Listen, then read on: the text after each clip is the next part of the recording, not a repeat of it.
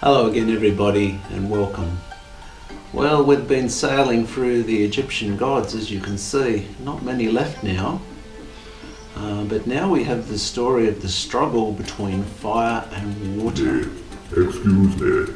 Craig, you need to tell the world the true story of me, Imhotep. I'm tired of the world seeing me as nothing but a villain when I was a god of healing and a man before that. Yes, I'll tell your true story. I won't be long, I promise. We'd better get on with it then.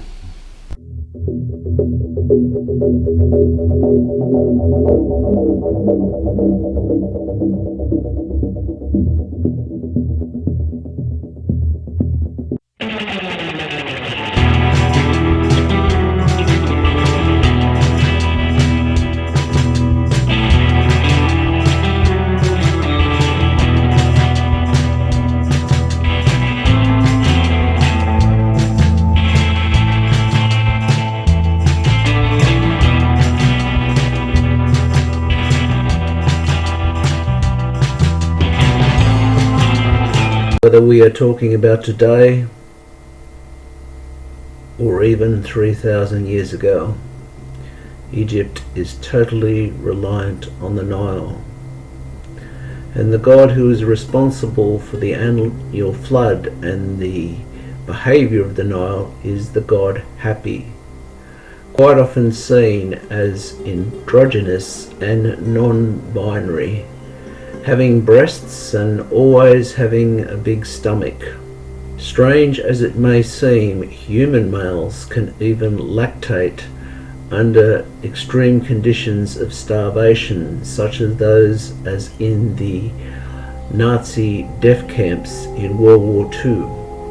I'll include a link in the description. It is my belief that Hapy appeared as binary to satisfy the needs of both Lower and Upper Egypt. Indeed, even his name's pronunciation changed between Lower and Upper Egypt. For such an important figure, there was no major temples built to him, and not really any interesting stories surrounding him in the text that I have seen. However, the Nile did not always do as it should. And this was the beginning of a movement away from the solar deities. They are gods with the disk of Ra above their head, more towards different new gods.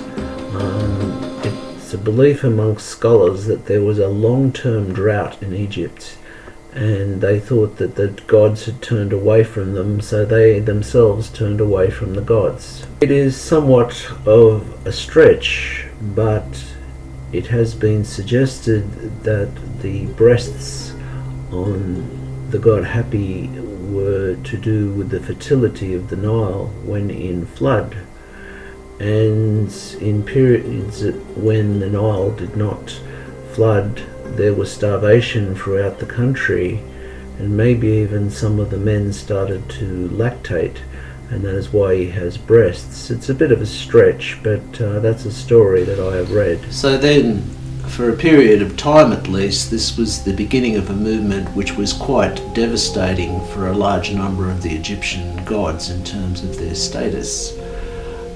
The father of Imhotep, or said to be the father of the Imhotep, was Ptah.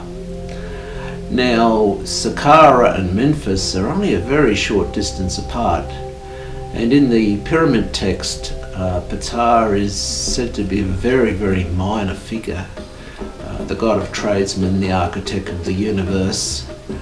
However, in Memphis there was major temples and works dedicated to him.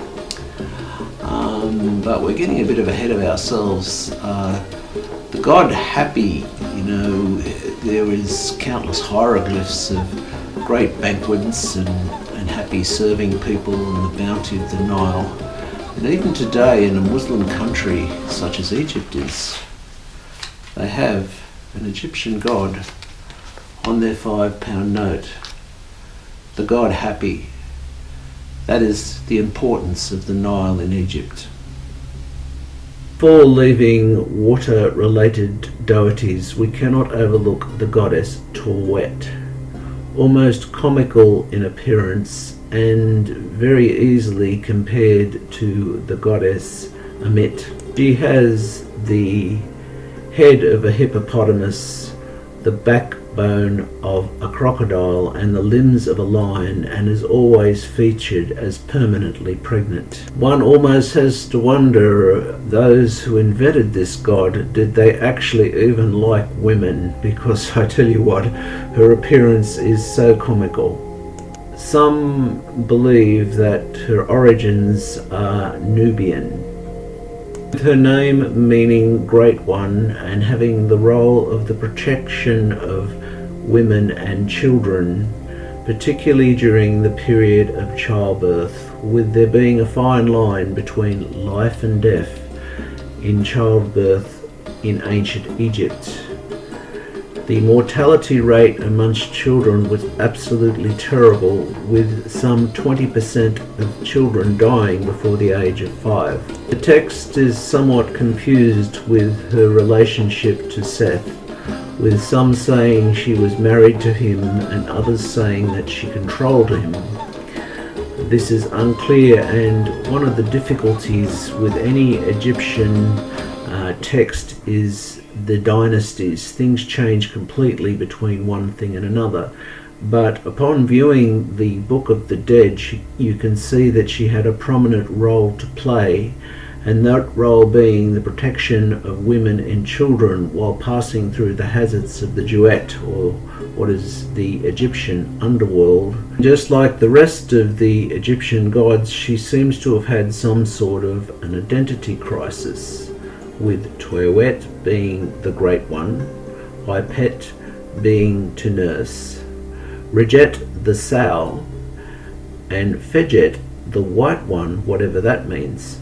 For protection, a great many Egyptians wore her in amulets and such things. And during the period of the Aten, when Akhenaten abolished all gods, she managed to survive in the form of a household god, with Akhenaten not wishing to challenge her.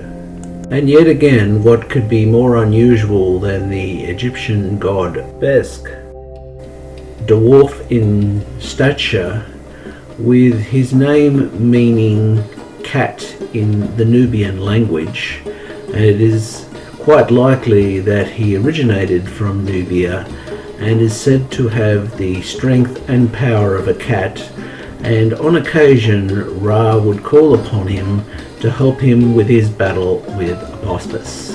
Over the course of history he had a range of roles, but principally for the removal of pain and the protection of children, and again for pregnant women.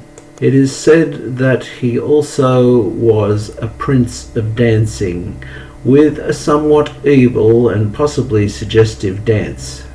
Egyptian women would believe that when babies started to laugh for absolutely no reason, the god Beset was present in the room. Because of his happy and jovial nature, there are many examples of Beset in Hathor's temple at Dendera, so saying he did not have any temples of his own. Not much is made of his wife, but his wife is said to be Beset, and here is how she looked. He would also be found on many household objects, particularly beds, and bottles were made in the shape of his head. Cups made in his shape were said to offer healing properties, with his reach extending beyond Africa. In Cyprus, the Phoenicians also prayed to him, and some islands were named after him as well. In Ptolemaic times, it is said that he became responsible for music, dance, and sexual pleasure, and dancers of this period would have a tattoo of him on their inside legs. And to this day, a prayer to him has survived, and it goes like this. To Beset, granter of all that is good, I offer my praise. Guardian of the threshold, ever welcome in the home. Beset, who is the protector of women, the champion of children, the easer of birthing pains. In every household you reside, to every heart you bring comfort. O Bes who wards away the wicked, you are the friend of the family, the shelter of the helpless, the shield of the defenseless. In times of fear and dread you grant us courage. In times of sorrow and despair you are our solace. Dispeller of evil and all that is ill, you are as well a bringer of joy and merriment. Yours are the pleasures of music and dance, O God. Yours too are the delights of the bedchamber. O Bes, I thank you for your many gifts, I pray for your favor. It's probably time for a little bit of talk about mythology and religious texts and even things like nursery rhymes. A lot of these things are reflections of real and historical events. In the case of Humpty Dumpty, that is the story of the demise of the English King Richard III. In the case of Ring-a-Ring-a Rosie, that is the story of the bubonic plague in London. And the same thing too applies for the Egyptian gods. Now, Imhotep from the original film 1932 had the ability to clench his fist and say a few prayers, and he could stop the hearts of anyone he would so choose. So I'm thankful that he's a bit more patient in reality than what he's portrayed to be in the original movie. And in most stories, gods are said to have created man. But with Imhotep, the story is somewhat reversed. We all have seen the amazing structures and the amazing things built in Egypt, the pyramids, the Sphinx, the pottery, the accuracy involved.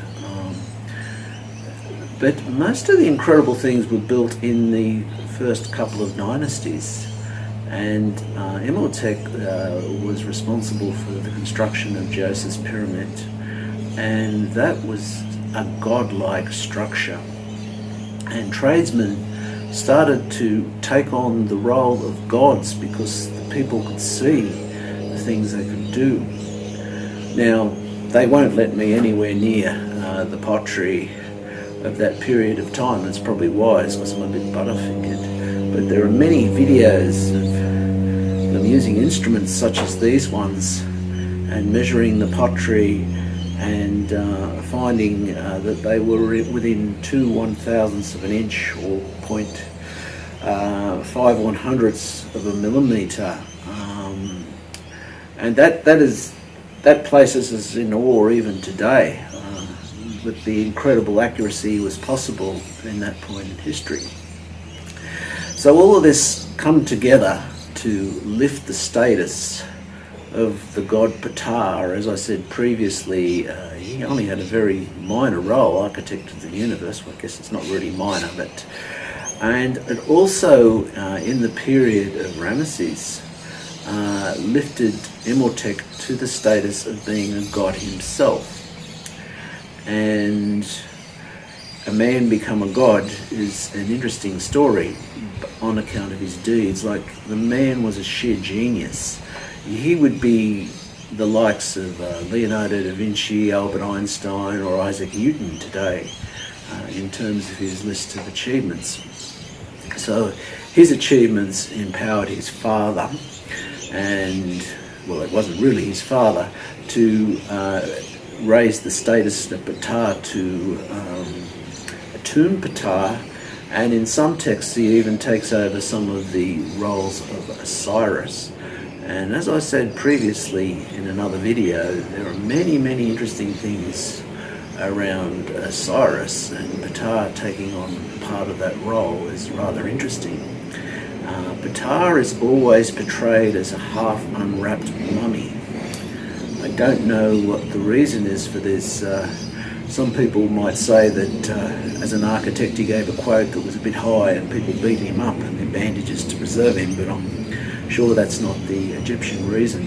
And in addition, Ptah is usually featured with his scepter. And his scepter is made up of a couple of other things. There is the Djed pillar, which is a pillar of stability and relates to the entombment of Osiris. There is the pillar the scepter that was, which I don't really have a clear understanding about what that is. It's an unusual looking figure. It almost looks like an electric spark. And there is the Ankh, which is the symbol for life. And I guess that the architect of the universe, who became the major god, would have also been responsible for life once those changes had come in place. So it's an interesting tangle of events and one thing and another that led to things, but this is the area of Egyptian history which is the most interesting because it relates to those incredible structures. And we'll start our look at Ptah, and then we'll move on to Imhotep and debunk some of the reality and the myth. And the man truly was a legend. The god Ptah is said to be self-created from the waters of Nile, having always existed, and having two wives, both Segmet and Beset, although possibly these were the one individual, and in the pyramid text but two children, Mahes and Nefertin, and in that text his name is only mentioned 3 times. Then, as time moved along and the story changed, he is supposed to have impregnated a human woman to produce the son Imhotep. As said previously, he was the architect of the universe, the god of tradesmen, artisans and artists, and had the role of providing food for the dead pharaoh. Then, as the story evolved, it was said that he allowed humanity to eat food from his body, whereby plants would sprout, and he seemingly took some of the role of agriculture away from the god Osiris. At the beginning of the video, I mentioned the struggle between fire and water in the Egyptian gods, and the meaning of this will now become apparent. The Nile flood was not reaching the territory of Upper Egypt. It was stubbornly stuck on the cataracts. Even though this picture was taken in Sudan, you can see rocks which act as sort of a natural dam and sometimes reducing or seeming to reduce the flow of the Nile. Since the construction of the Aswan Dam, things have changed somewhat, but there are in fact 6 cataracts along the Nile, as shown in the map on the screen. When there was a problem with the Nile, everyone looked to the pharaoh, and the pharaoh sought advice on this issue from none other than the man Imhotep. And to understand that advice, we need to introduce another god, the green-headed, ram-headed god Khnum, whose job was to push the water past the cataracts. And Imhotep suggested that he was not being prayed to correctly, and in his role as a priest he told everyone how to pray to Khnum correctly, and luckily then the flood reached Upper Egypt. Owing to the things in this mix, the people's views tended to change, and they moved away from solar deities, and the status of Ptah was increased greatly owing to the great work of tradesmen and the fact that the Nile River was restored to full flow by the man Imhotep, which eventually, a combination of these things, led to him being promoted as a god. The worship of all Egyptian gods was very territorial, and Ptah's center was at Memphis, which was effectively the capital city. He had a grand temple there which no longer exists. However, what does exist is the Chewbacca stone, which now resides in the British Museum, and it looks like this, and it says the following. Then His Majesty copied this writing anew in the house of his father Ptah, he who is south of his wall. His Majesty had found it as that which the ancestors had made, but which was worm-eaten. It was unknown from beginning to end. Then His Majesty copied it anew, so that it is better than its state formerly, the gods who came into being as Ptah, Ptah upon the great throne, Ptah Nun, the father who begot Atum, Ptah Nonet, the mother who bore Atum, Ptah the great, that is the heart and tongue of the Ennead. There came into being from the heart, and there came into being from the tongue something in the form of Atum. The mighty great one is Ptah, who caused all gods to live, as well as their cars through his heart, by which Horus became Ptah, and through this tongue, by which Thoth became Ptah. His Ennead is before him as teeth and lips, that is, the semen and hands of Atum. The Ennead of Atum came into being by his semen and fingers. The Ennead of Ptah, however, is the teeth and lips in this mouth, which pronounce the name of everything, and from which Shu and Tefnut came forth, the fashioner of the Ennead. The sight of the eyes, the hearing of the ears, and the smelling of the air by the nose, they present to the heart. This is what causes every completed concept to come forth, and it is the tongue that repeats what the heart thinks. Thus all the gods were born, and his Ennead was completed. Every word of the god hieroglyph idea came into being through what the heart thought and the tongue commanded. Falsely claimed in this tablet was a forgotten, glorified past of the god Ptah, on account of the pyramid text saying differently. However, this combination of events led to the empowerment of Ptah and the eventual empowerment of Imhotep from man to God. I was trying to work out in what year it was, but the best I can recollect, it would have been probably about 1976, 1977, on a very cool and foggy night. We went to my grandparents' house and we watched television. It was quite a big deal to have all the channels, and that was when I first was introduced to Imhotep. The movie was Boris Karloff, The Mummy. It was filmed in 1932, and yes, it's dated a bit. I'll leave a link in the description if you wish to look at the movie. And the plot was that Imhotep's girlfriend was dying, and after a death he found a book with the prayer used by Isis to resurrect Osiris. And in the middle of this he was caught and sentenced to a horrible death and buried with the book.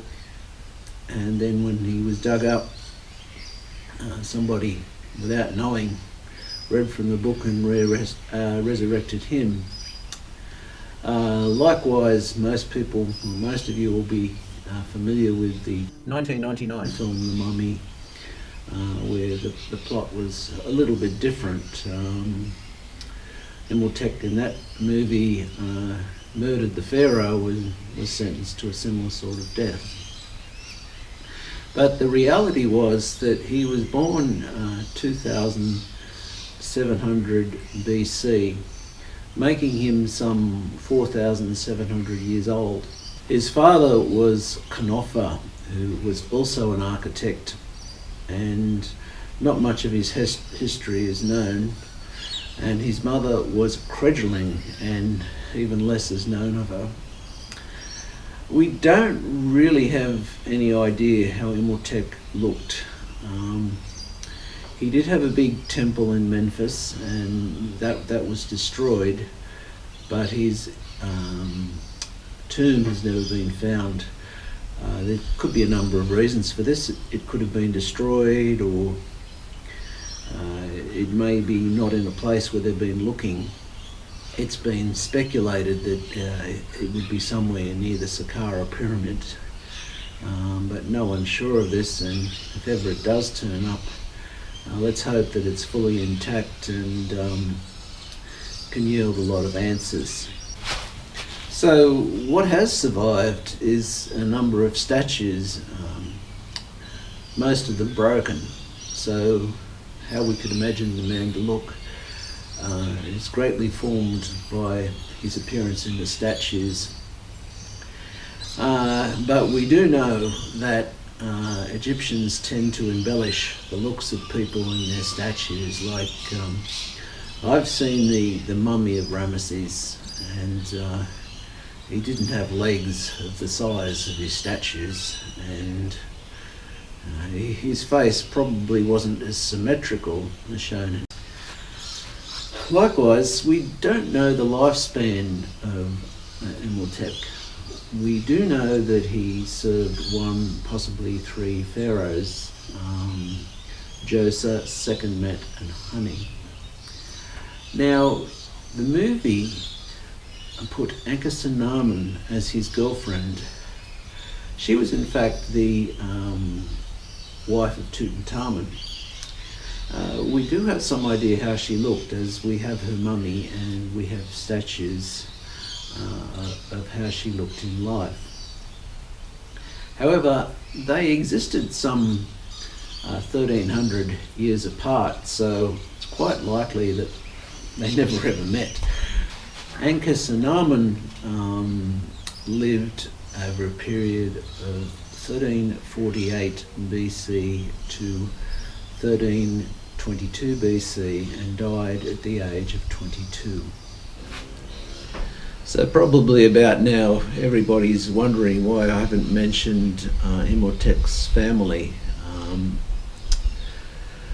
Well, I did some digging, and his wife was said to be Redbet Netbet. I'm probably mispronouncing that. And the possibility even existed that she was his sister. Now, this was not an uncommon thing in Egypt. Brothers and sisters did marry, particularly among pharaohs. However, the individual that they are talking about could not have possibly been his wife. She resided in Luxor and died at an early age, where he resided in Memphis, as previously mentioned. And her tomb has been found and his has not.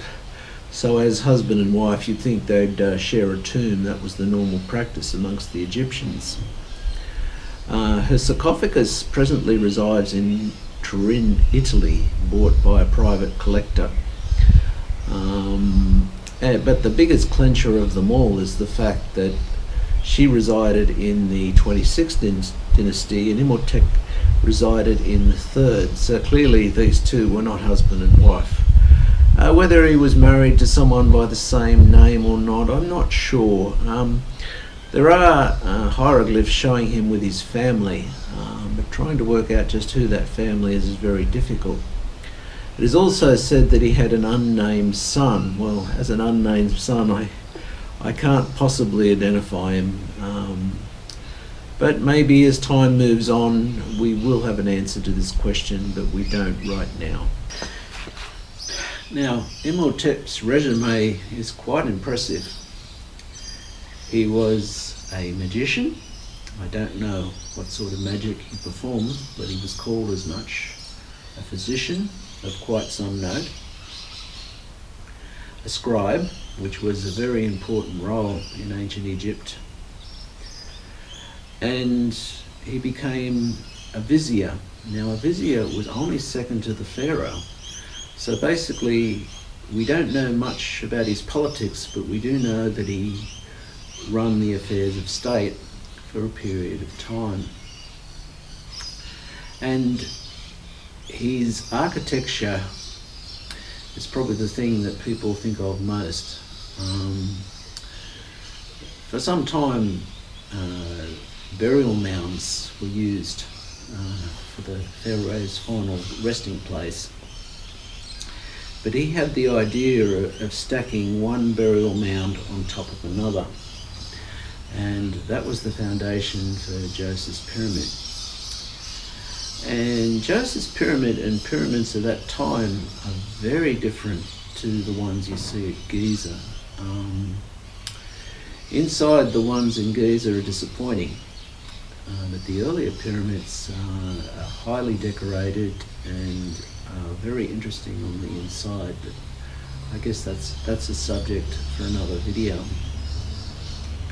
Now, Imhotep's work as a physician is known about because of known as the Edmund Smith Papyrus. It's a bit long to translate it, and I haven't studied it in depth, but it actually goes into surgical procedures and treatments for injuries and diseases, as well as herbs used for antibiotics. Now, there have been some Egyptian surgical instruments that have survived in both hieroglyphical form and in practical form. These copper instruments are in the Egyptian Museum in Cairo. I don't know how far they went, but there were also hieroglyphs of different forms of medical treatment. And another thing that Imhotep is credited with is hygiene. Now, hygiene is essential for good health, and he was very strict on these things. He was very strict on the quality of water and how water should be treated and used, and also simple things like cleaning yourself and things like that, which make a big difference in terms of your health. So clearly, based on this, the man got a terrible rap from Hollywood. He should have been a hero, not a villain. And he also was the first architect to use stone columns to support a building.